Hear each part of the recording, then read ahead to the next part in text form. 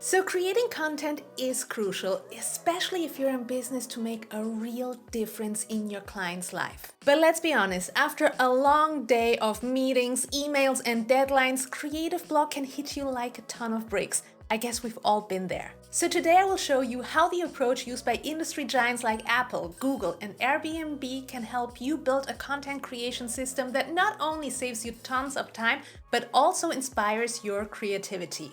That's right, I'm talking about design thinking. And we'll start right away. The first step is called empathize. Okay, so if you ever posted a piece of content that got like 0 response, and just for the record, it happened to all of us, it's most probably because you haven't taken the time to understand your audience's needs, interests, and pain points. And for that, you want to first start doing some research. You want to understand your audience's demographics like gender, age, and location, but also their psychographics like attitudes, worldviews, and personality types. And that's not all. You want to analyze where they hang out online. You want to read their comments and follow similar creators. That said, another way to gain a deeper understanding of your audience is to conduct surveys, polls, and interviews. At the end of this step, you should have a great understanding of who your audience is, what kind of content they engage with, and of course, your distribution channels. The next step is called define.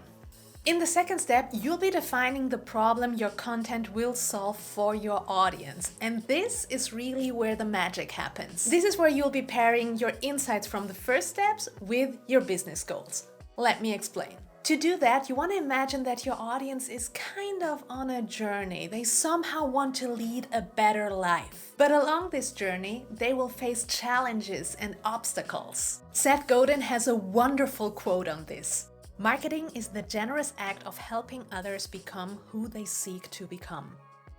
So your content isn't about pushing your message onto them. It's about helping them getting closer to where they want to be.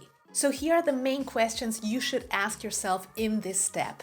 What are their pain points? What are they struggling with? What do they have to learn to get where they want to be? What do they want to accomplish? How will you help them achieve this? What's the ultimate problem you will help them resolve? Hey, before we continue, I have a tiny favor to ask. If you enjoy these videos, it would help so much with the algorithm if you left a like and subscribe to this channel. Now, let's get back to the next step. Ideate. So now that you walked in your audience's shoes and you have a good understanding of their challenges, you want to decide on how to show up to help them achieve their goal.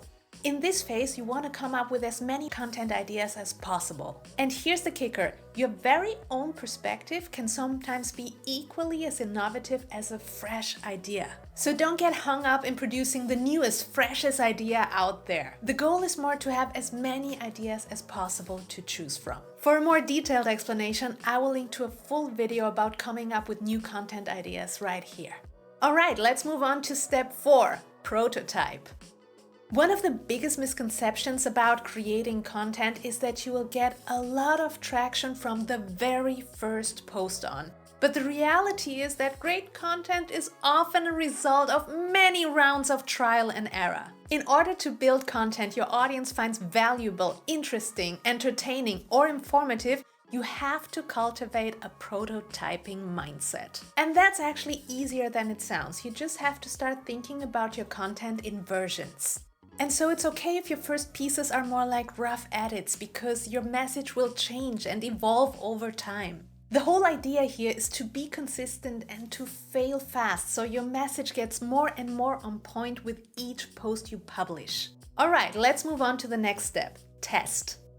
So it may not seem like it, but testing your content is actually crucial for building your brand and creating a community around it. When you involve your audience in co-creating content, you're not only getting valuable feedback, you also get the opportunity to create deep and meaningful relationships with them. So don't be afraid to actively seek thoughts on your content. And there's so many ways you can do this. Share your content on social media and ask for comments. Send it to a small selected group within your audience. Run A/B tests with different versions of your content. And you can use built-in analytics to measure your audience's engagement. And since we're at it, that's where I want to hear from you. What did you think about today's episode? Let me know in the comments below.